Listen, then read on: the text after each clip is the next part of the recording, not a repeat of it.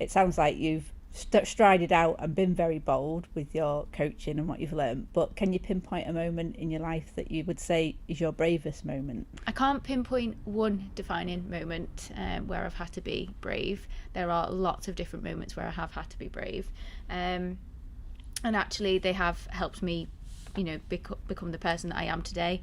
I mean, if we take, for example, I had to be brave when I went to the London Dungeons recently, and I went with my sister who's 16, and I didn't want to let her down, but I hate rides. And the man said, oh yes, if you've got this, if you've got that, or if you don't like this and you don't like that, then it's probably not for you. And I'm thinking, tick, tick, tick, tick, tick. Okay. Yeah, you wouldn't get me in there, to be fair. Exactly. And I'm thinking, my sister's like, oh, we don't have to go on it. But deep down, I know that she's probably going to, go mad at me later on. So I was thinking, I can do this. So I stayed behind and I just said, so could you just explain a little bit more about this ride? So they did. And I thought, and he said, it's just like an emergency stop. That's it. And I thought, oh, well, if I can drive a car and I have to do an emergency stop, I can do this. So I'm getting shaking as I'm sitting down on this thing, and they're like, oh, you might get wet as well. And I was like, oh, great. So I was putting the jacket over my head thinking, oh my goodness me, I've just done my hair. And we went on this ride, and yes, the jolt came. I was expecting it, but I was expecting it to be 10 times worse than what it actually was. You built it up. Yes, I built it up, and I thought, you know what, this is what I often do with everything. We always, and I think, you might be the same, other people might resonate with this, but we always build things up, and that fear just goes round and round and round in your head, and you think, oh no, I won't be able to do this, I really, really won't. And then when it's actually there and it's done, I was thinking, okay, there must be another jolt. Is that it? Yeah. And then it wasn't. It was like, oh, you can get off. And I'm thinking, didn't even get wet. I was like, oh.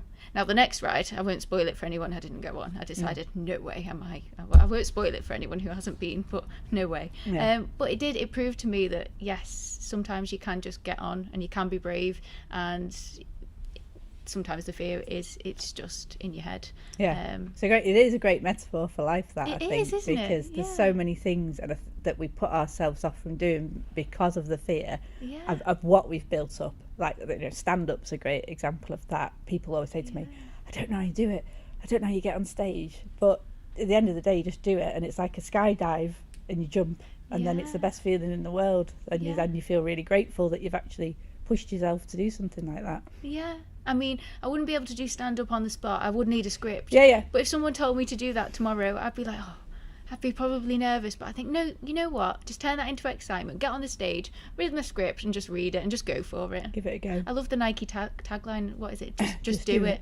Just do it. Because I think the more that you build it up in your head, the worse it becomes. But anyway, that is not one of my biggest. Well, it is. It is a moment that I've had to overcome adversity by getting myself actually on it, because I could have quite easily said, you know what, to my sister, oh, we'll just stay off this one, because she wouldn't have gone on it without me.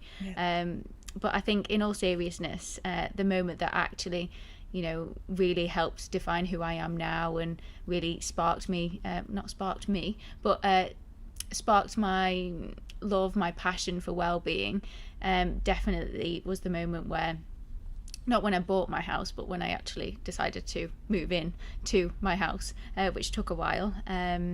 So I was 24 at the time, and I remember growing up and my mum said, oh, by the time you're 25, I want you to be, in your own house. And I was thinking, right, okay, she's really put this on me. Clock's ticking. I know, yeah. She's also said children by the age of 30. I'm thinking, right, I'm 27, right, okay. She's putting all this pressure. Too much pressure. But she was doing it out of a place of love, the house one anyway. So I was 24, signed on the dotted line. Yes, I'm really excited. Oh, I know, I need a lot of work doing to this house. I'll knock a wall down. No, you won't. That wall needs replastering. Oh, it needs a damp-proof course. No, I need to, change up the lounge. I need to take the boiler out, get a new boiler. So I was having all of this work done, and of course it's delaying the process of actually moving into the house, which is something that I really deep down did not want to do. Yes, I've bought the house. It was kind of just to appease my mum. Yes, I've bought it. See, I'll move in soon. The time will come. There'll be a right time. There'll be a right moment. Just when I get that TV, oh no, don't like the TV on a stand. I need to get a bracket on the wall. I need to need it to go in the cupboard. Don't really watch TV that much, but I can't move into a house, Mum, without a TV. That's some serious procrastination you're doing there. I really, really was. Yeah. And my friends and my family know that, you know, I think maybe I've watched 10 minutes in there in the last 6 months. I'm just not a TV person, but I was adamant that I couldn't move into this house until this TV was perfect on the wall. And I know that for my friends probably listening to this, they'll just be laughing, going, oh yes, I remember that, and we all had to rally round and get all the toolbox out and everything. But the point is, my family, my friends, they were all there for me. They were all rallying in. They had a paintbrush, even my brother and sister, you know, young ages, 15, 17, all mucking in. But I really, really did not want to move in to this house, and my fear was that I would be all alone, that, you know, I was so used to having 5 of us in a house that, you know, going from 5 to 1, oh my goodness, how am I going to fill my time? Well, I wish I had more time now, that's what I can say. So I've definitely, you know, become better at that. But I think it was just, yes, that fear of I'll be on my own. No one will be there for me. My family and friends will suddenly stop speaking to me. They won't want to come round and visit. I won't go out. I don't know where all of this came from, but it must have come from childhood experiences, because, you know, I'm a firm believer that everything that happens, you know, to us is happening for a reason, but it definitely stemmed back to, you know, things that were going on in my childhood. So I was procrastinating 100% over this, and my mum said, right, by the end of January 2022 you have to move in. So I did. I moved in. No, this was 2021, sorry. We're going into 2024. It's the pandemic, you see. We've lost the years, haven't we? Yes. So, yeah, it's 2024 next year. We're going into 2024. So I've had 2023, 2022. So it was, yes, it was the 29th of January 2022. This is where, Mary, I'll go home and I'll be like, no, it was completely the wrong year. Right, but I feel like it was the right time. No one will fact check it. It's fine. no one yeah. Please go and fact check. But yeah, so it was the 29th of January 2022, I think, that I ended up moving into my house, which now I have made my home. I absolutely love it. And I think what got me there was, number one, saying my mum would put the rent up by £1,000 every month. Right. So I was thinking, okay. Number two, I'm just going to kick you out. I'm going to kick you out. That's what I'm going to do. She was being, you know, loving and loving kind. And then also as well, I had just started a wellbeing book club attending, and again that was something I was procrastinating, putting off, going, no, I can't make it, I've got books to mark, or I can't make it, I've got this. I was always putting obstacles in the way because I didn't know about well-being. I didn't know how to look after myself, because I'd just been on that pedestal for so many years of work to the early hours of the morning, don't have a life, don't see friends, don't see your family, just bury yourself in your books in your room. And it wasn't until I started going to that book club, which finally I said, oh, you know what, they're pulling out all the stops, changing all the dates for me, I have to go. And I'm so glad I did. I mean, I've got friends for life from that book club now. But one of the biggest reasons that helped me get into that house was their support. Also, somebody I met there introduced me to a life coach, which I'd never even heard of the term life coach. I did go home and Google what is a life coach. I went and met this wonderful lady, this life coach, and she absolutely gave me the tools to transform my life. And I started working with her just before I'd moved in, and then I was working with her until the summer of 2022, if that is the correct year that I moved in. So it was around 6-7 months I was working with her, and I learned so much about myself that I don't even know where to start, where to begin. And she said this to me, you'll never be alone, Jess, because the universe is always behind you. You've always got your ancestors behind you. You've got your family. You've got everything you need within inside of you. And yes, I am still learning. I am still growing even now.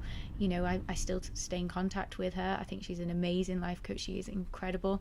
And she reminds me to actually, if I'm struggling to make a decision, if I'm struggling to know what to do, the answer will always be within here. And it's just about finding that time, finding that space, going within and seeking that answer. And that's what I did. On that first weekend I moved in, oh my goodness, I felt sick. I was just going to say, what was the first night like? Were you like awful. Literally lay awake, like listening to every sound, or? I had my car keys ready to get in my car and go home at 3 a.m. in the morning. I could not sleep. I felt physically sick. I thought, I can't do this. I thought, I've given it a go. It's 3 a.m. I can just drive back. I'm 7 minutes from my home. I can go back. I didn't. I stayed the night. Well, that's good. I woke up the next morning, voice noted my mum. I want to come home. I can't stay here. I can't concentrate on my work. I can't do anything. And she said, oh my goodness. She said, Jess, you've got boxes and boxes to unpack. Why don't you just start unpacking them? I can't. Well, that's accepting you've moved in if you unpack the boxes. Exactly. Yeah. Exactly. And I think that's what I didn't want to do at that time. But no, I persisted. And that Monday morning, I even just wanted to drive back home so I could drive to work from home so that I could go into work. So you had that familiarity. Yes, yeah, because I was driving to work a different way and I didn't like it. I didn't like it at all. I got to work, I was really uneasy all day and I thought, this isn't like me, because I never think about anything outside of work when I'm actually teaching, because I think the nature of the job as well, it's just so, when I'm there, I'm 100% there. And I was thinking about missing my mum, being at home, and I thought, oh no, this isn't right for me, I have to go back. And I was speaking to my colleagues and they said, just give it some time. Got to the end of the week, I've given it time. No, you need to give it more time. How much time? We can't put a limit on it. But I made it, I did it, and I kept working with this life coach. I found my favourite book ever, Manifest, which I'll go on to talk about later on. I've definitely got loads to say about that. But I did it and I'm absolutely loving it and I wouldn't go back. Although I've been back a couple of nights to stay, but oh my goodness, it's freezing. It's freezing. They don't put the heating on as much as me. No, I think that's the best thing when you've got your own house. You can set your own heating, can't you? Oh, so. It's amazing. Just that privilege of just putting it on your phone and you can get home and it's all nice and toasty warm. And I'm not saying my mum's a Scrooge with the heating, but could do with just turning up a little bit. So can you pinpoint a moment once you'd moved in where you suddenly you finally relaxed and you were like, oh no, this is my home now? How long did that take, do you think? Oh, I don't know now. It definitely took a while. I mean, we're not talking weeks, probably months. And I think it was probably the July when I finally felt really settled, as in I was going to my mum's maybe once or twice a week just for tea, and I felt comfortable coming home. I mean, even now when my mum comes to my house, it's a bit of a different story. When she leaves, I'm like, oh, I get a little bit upset, but it's okay when I'm going from their house back to my house, because it's like, oh no, it's fine. I don't know if there's just that. So that's something that I'm working on and I'm trying to find out why. But I definitely by that summer felt really empowered, so much so that I took myself on a solo holiday to Lake Como. I was going to ask you about that, because you've been solo travelling, so obviously that did spark something in you that you thought, well, if I can do that, I can do anything really now. Absolutely. I mean, if I told my 21, 22, even 23, even 24-year-old self that I would be going to Lake Como in Italy on my own, I think I would have laughed in their face and said, I don't think so. I really don't think so. And I mean, it was Mel Robbins, so I know that you really, really enjoy Mel Robbins. She helped me so much. I mean, I'd never come across her before. And as I said, I think everything in life happens for a reason. And just before I'd booked the flights, and even then I was feeling a bit, what have I done? And I came across her book, The 5 Second Rule. Oh, yeah. And I started to listen to it, and I thought, oh my goodness me, yes, she's so right. That knot in your stomach when you're feeling scared and worried, it literally is the same feeling as when I get all excited and the butterfly feeling. So I was like, right, I can change this. So even up until the morning that I was going on that flight, because I'd made sure that I drive to the airport, I go in that nice fancy where you just drive in, you take your suitcases out, you give them the keys, they go and park it up. Oh, nice. I thought, no expense spared here. Stress-free. Stress-free, absolutely. And I was listening to her and I thought, yes. So every time I got that niggle of, oh, I'm a bit scared, nope, I turned it around. I am so excited to go to Lake Como. I am so excited to the point where I was voice noting my friends and my family going, I am so excited. Are you not nervous? No, I am so excited. And I literally tricked myself into believing it. And there wasn't a single moment, I don't think, not that I can remember, that I actually felt stressed on that holiday. I felt everything just went so smoothly because I went with that mantra, I'm so excited, rather than from that place of fear and lack. I mean, I got to the airport, went straight through, met somebody on the plane, we exchanged numbers. She was so lovely.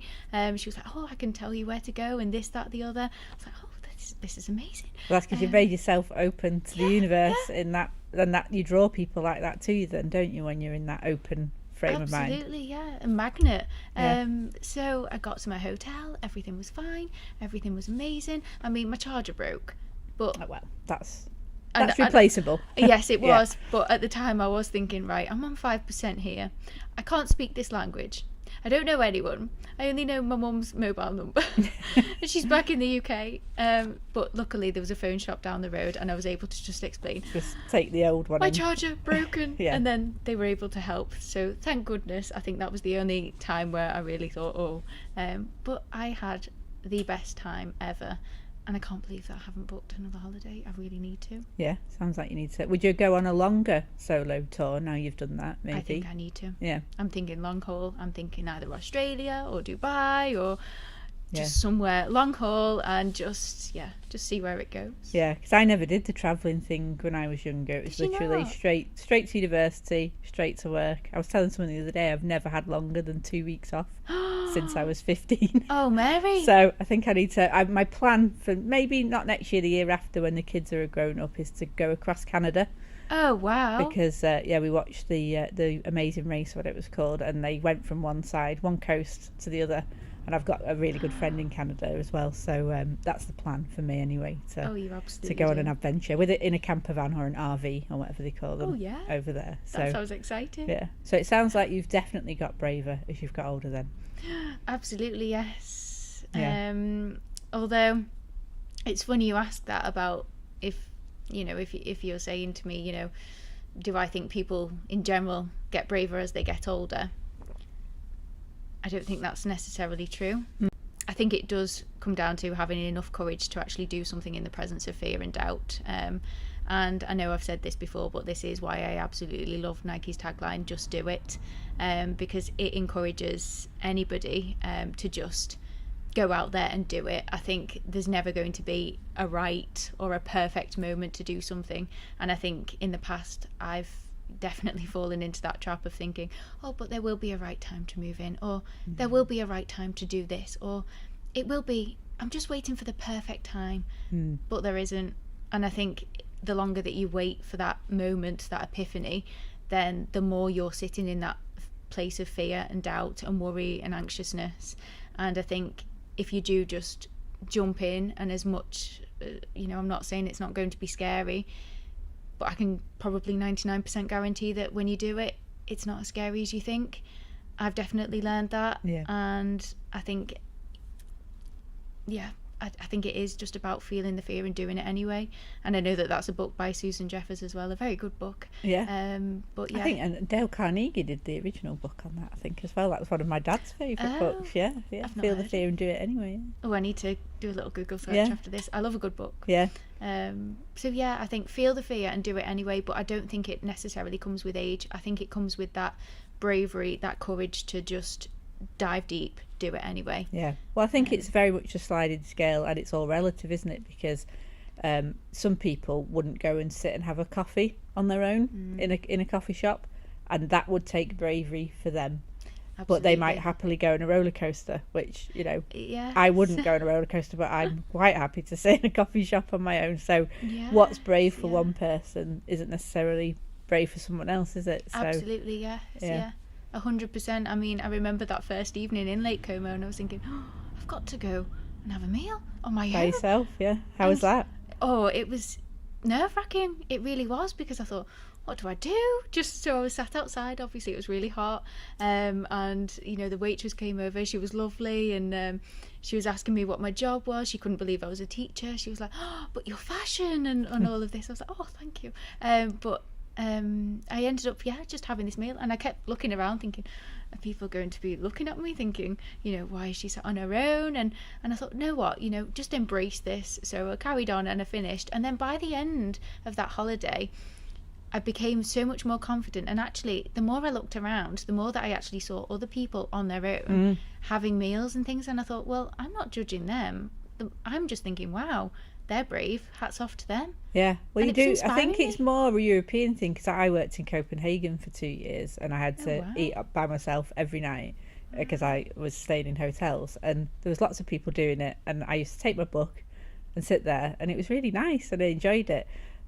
But yeah, I think we get obsessed with thinking that everybody's looking at us, but then you remember how much we're all in our own heads, and you're actually only ever thinking about yourself, aren't you? So nobody's really ever looking at you or going, oh, look at them, they're on their own. Exactly, because they're only in their own head worrying about their own things. Absolutely, yeah. And it's taken me a long time to actually realise that, because I have grown up thinking, oh, everyone will be thinking this, X, Y and Z, and it's like, well, no, if I'm thinking about all of that, then they'll be thinking about all of their worries and things. But I did have the same thought as you of taking a book. Yeah. But then I thought, I'm going to be trying to flick a page and then it won't stay down, and then how did you manage that? Well, I think I did a lot of balancing with forks, but I think a Kindle's much better.